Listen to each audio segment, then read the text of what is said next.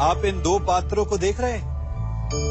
मेरे इस पात्र में जल है और ये पात्र मिष्ठान से भरा हुआ है। दोनों ही पात्र भरे, परंतु देखिए, मिश्री को जल में मिला दिया, जल ने मिश्री को अपना लिया, मिश्री ने अपना अस्तित्व खो दिया। परंतु जल को अभिमान है कि उसका अस्तित्व अभी भी बना हुआ है।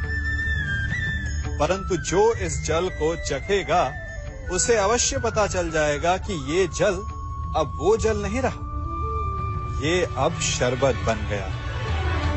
हमारा त्याग, हमारे बलिदान भी ऐसे ही होते हैं। जो इस बात को अनुभव करते हैं वो समझ सकते हैं कि कैसे हमने समय की धारा को बदल दिया।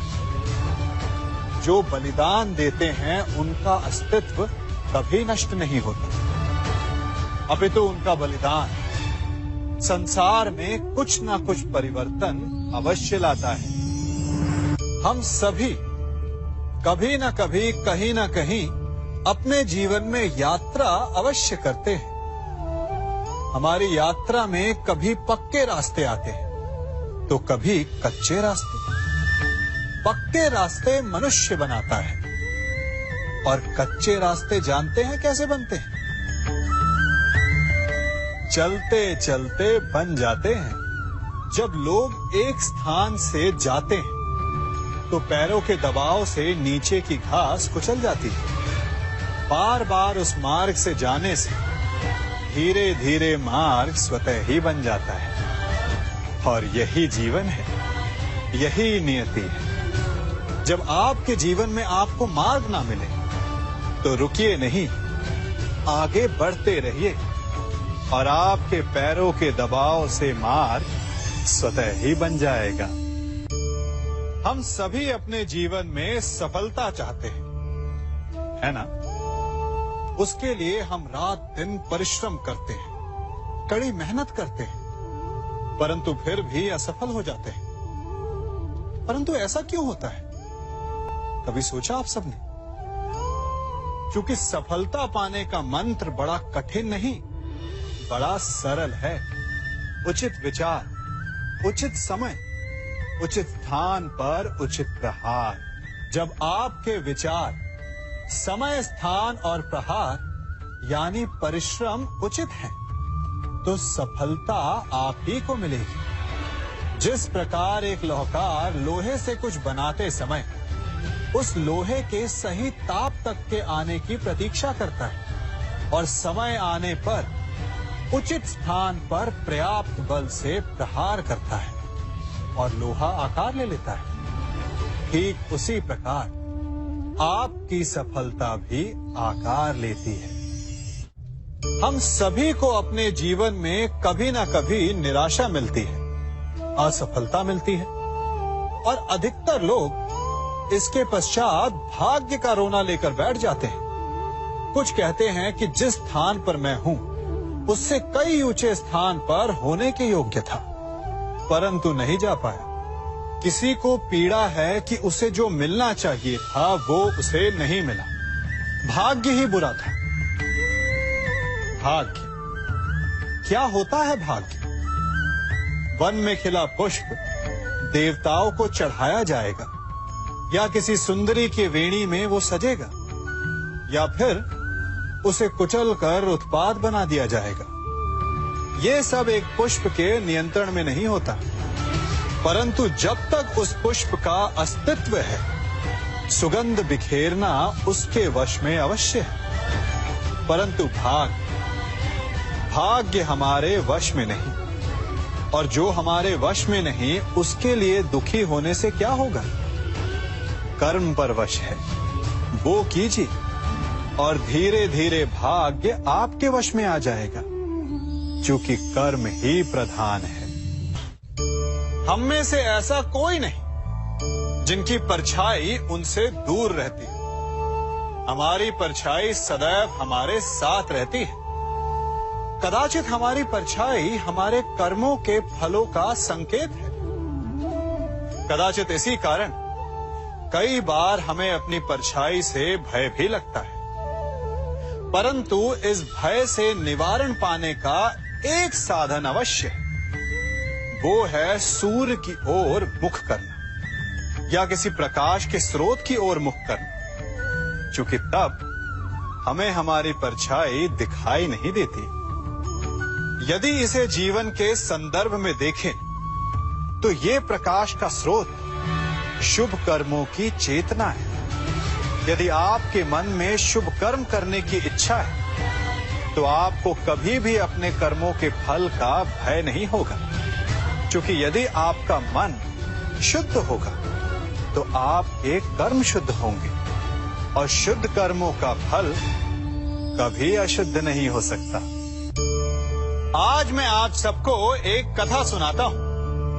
एक दिन प्रातः एक व्यापारी अपने घर से निकला। घर से निकलते ही एक बिल्ली ने उस व्यापारी का मार्ग काट दिया। व्यापारी घबरा गया। वो फिर से घर लौट गया और शुभ घड़ी की प्रतीक्षा करने लगा। और जब वो पुनः अपने घर से निकला तब वो वाहन जा चुका था जिससे राजा तक पहुंचकर उसे भेंट देनी थी। राजा को भेंट नहीं मिली। राजा क्रोधित हो गए। राजा ने उस व्यापारी का व्यापार बंद करवा दिया। इस कारण व्यापारी क्रोधित होकर घर पर अपनी पत्नी से लड़ बैठा। पत्नी अपने बच्चों समेत मैके वापस चली गई और उस व्यापारी के जीवन में यदि कुछ रह गया था तो केवल अंधकार। और इन सब का कारण वो उस बिल्ली को मानता रहा जिसने उसका मार्ग काटा था। ऐसा ही एक दूसरा व्यापारी राजा को भेंट देने निकला और उस व्यापारी का मार्ग भी एक बिल्ली ने काट दिया। वो व्यापारी तनिक घबराया, परंतु उसने आगे बढ़ना अधिक उचित समझा। राजा तक वो समय पर पहुंचा। उसने राजा को भेंट दी। राजा प्रसन्न हुए और राजा ने व्यापारी को अपना व्यापार बढ़ाने की अनुमति दी, स्वर्ण आभूषण दी।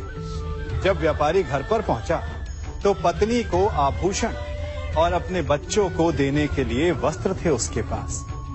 हर ओर प्रसन्नता थी। समझ रहे हैं ना? दोनों के साथ एक ही प्रकार की घटना हुई, परंतु दोनों की प्रतिक्रिया भिन्न थी। ऐसा ही हमारा जीवन भी है। हमारे जीवन में प्रारब्ध का अपना स्थान है, परंतु उससे कई अधिक महत्वपूर्ण हमारी प्रतिक्रिया, हमारे सोच का प्रभाव है, क्योंकि यही हमारे जीवन को आकार देते।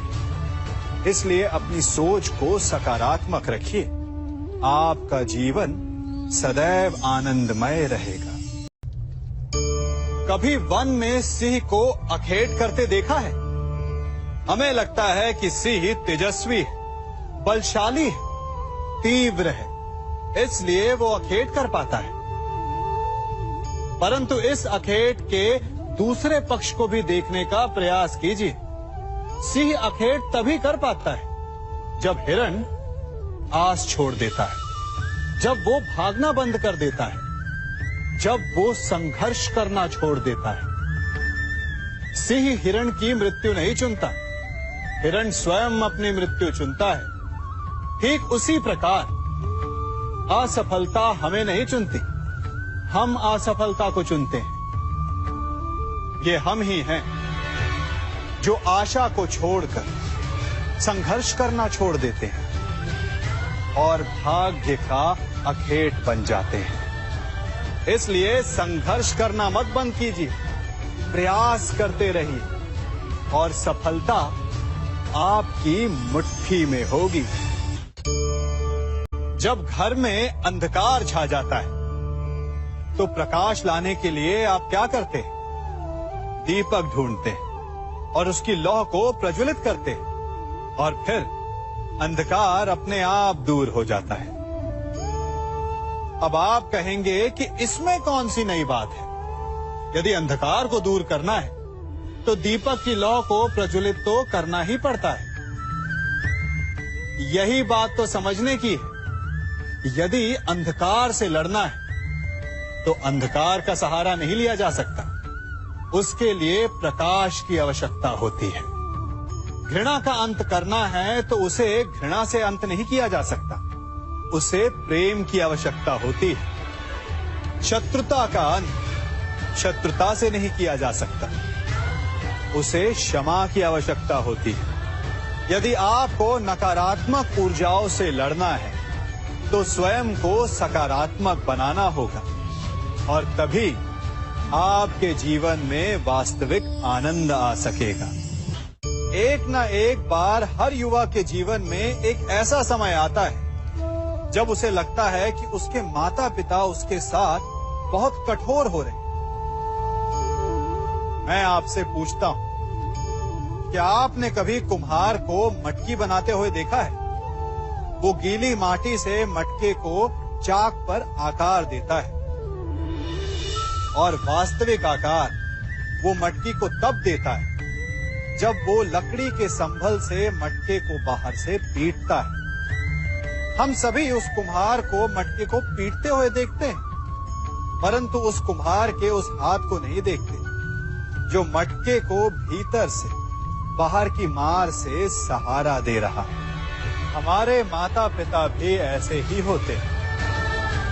अपनी संतान के भले के लिए, उसके भविष्य को आकार देने के लिए कभी कभी वो कठोरता को भी अपनाते हैं। आप केवल उनकी कठोरता को मत देखिए, उस संभल को भी देखिए जिसने आपको भीतर तक से संभाल कर रखा है। आप जानते हैं कि मैं क्या कर रहा हूं? मैं प्रतीक्षा कर रहा हूं कि कब इस वृक्ष पर फल लगेंगे और मैं उन मीठे फलों के रस को चख पाऊंगा। हंसी आ गई ना आपको? आप भी सोच रहे होंगे कि भला कौन सा मूर्ख बबूल के पेड़ को बोकर आम खाने की इच्छा रखता है। यदि कांटे बोए हैं तो फल नहीं, कांटे ही मिलेंगे।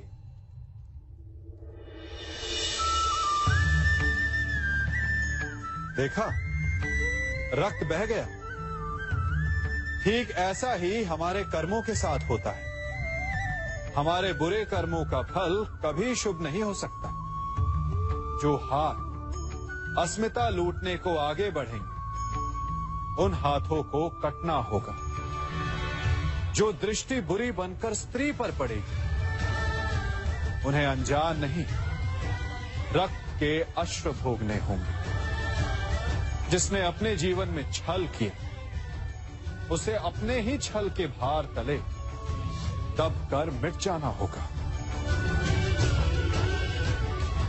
समय रहते जिसकी आंखें नहीं खुली, समय उसकी आंखें बंद कर देता है।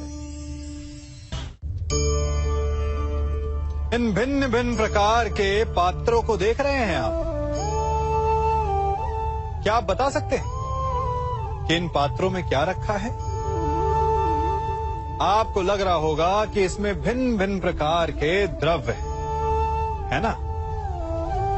परंतु ऐसा नहीं है। इन सभी में एक ही जल है। देखिए,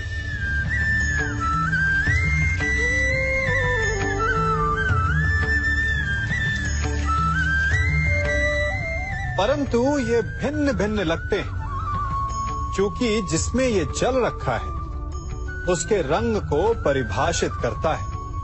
अब यूं समझिए कि इस पात्र में रखा जल हम हैं और ये पात्र वो संगति है जिसमें हम रहते हैं।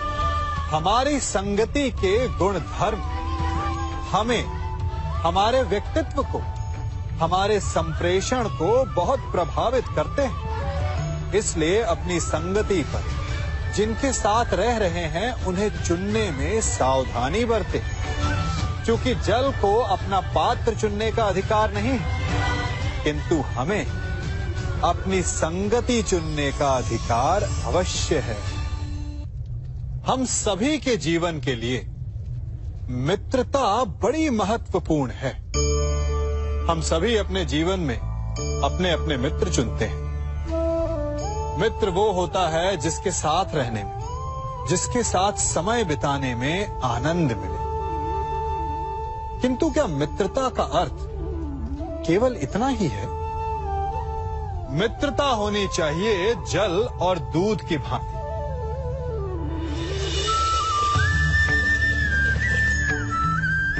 जो एक साथ सदा मिल जाते हैं, एक आकार हो जाते हैं। जब दूध उबलता है तो जल भाप बनकर उड़ता है ताकि दूध का अस्तित्व बना रहे। जब यह मिश्रण उफनता है तब दूध पात्र से पहले गिरता है ताकि वो जल को बचा सके।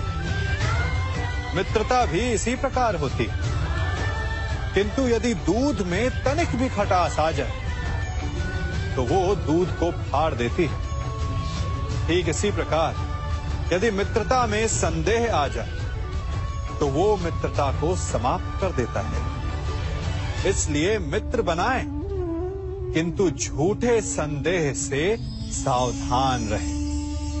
जब सागर का जल वाष्प बनकर उड़ता है तब वो हमें दिखाई नहीं देता।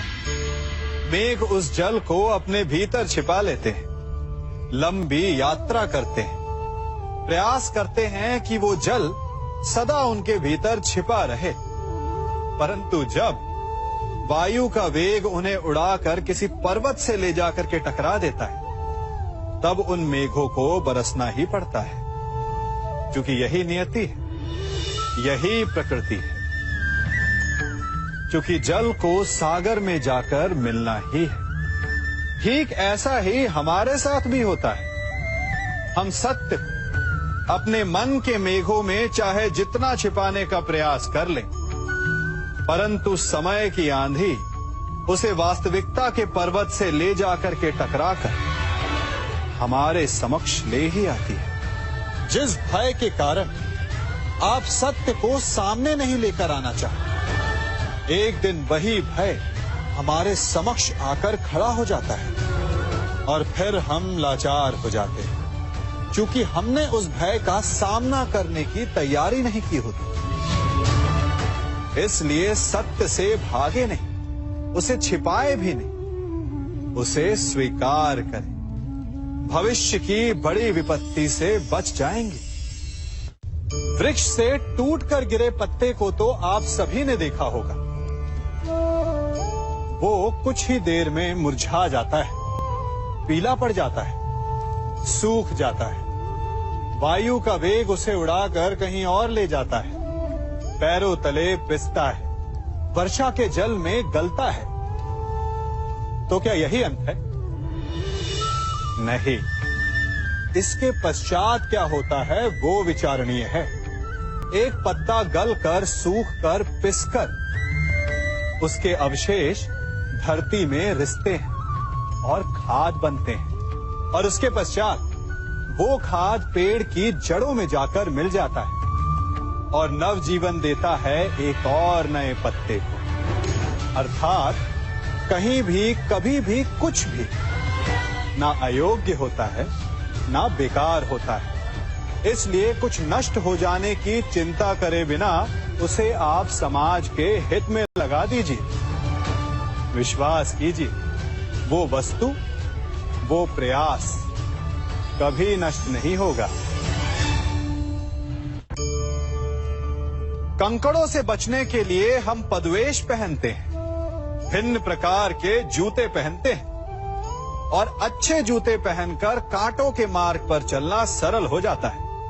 परंतु जब ये कंकड़, जब ये कांटे हमारे जूतों में होते हैं तो सरल मार्ग पर चलना भी कठिन हो जाता है। ठीक इसी प्रकार ये कंकड़, ये कांटे हमारे मन में होते हैं। ये कंकड़, ये कांटे होते हैं हमारा अतीत, जिसके भय के कारण हम उसे वर्तमान में स्वीकारना नहीं चाहते। कदाचित इसीलिए हमारे अतीत को भूत कहा गया है, क्योंकि एक भूत की भांति हमारा अतीत हमारा पीछा नहीं छोड़ता। इसलिए अपने अतीत के भयावह घटनाओं से भागे नहीं, उसे स्वीकारें।